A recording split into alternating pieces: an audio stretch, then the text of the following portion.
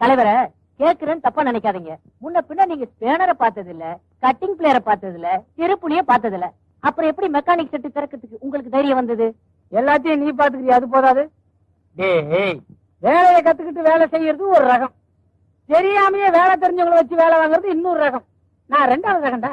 அது இல்ல வாத்தியார, அடிப்படைன்னு ஒண்ணு இருக்குல்ல, அதாவது தெரிஞ்சிருக்க வேணா? என்னடா பொல்லாத அடிப்படை? காரை பார்த்தா எனக்கு காருன்னு தெரியும், ஸ்கூட்டரை பார்த்தா ஸ்கூட்டர்னு தெரியும். இது போதாது? அது எல்லாருக்கும் தெரியும். அட்லீஸ்ட் காருக்கு டயர் மாத்தாவா தெரியணும்ல. ஓ, நீ அப்படி வர்றியா? நான் ஒரு கேள்வி கேட்கறேன், அதுக்கு பதில் சொல்லு. என்ன? கார் டயர் மாத்தணும்னா முதல்ல என்ன பண்ணும்? இது தெரியாதா? ஜாக்கு கொடுத்து காரை தூக்கணும். உன்னை வேலையை விட்டு தூக்கிடுவாங்க. ஏய், கார் டயர் மாத்தணும்னா முதல்ல 4 சக்கரத்துக்கு கல்லு கட்டணும்டா, அப்பதான் வண்டி உருளாது.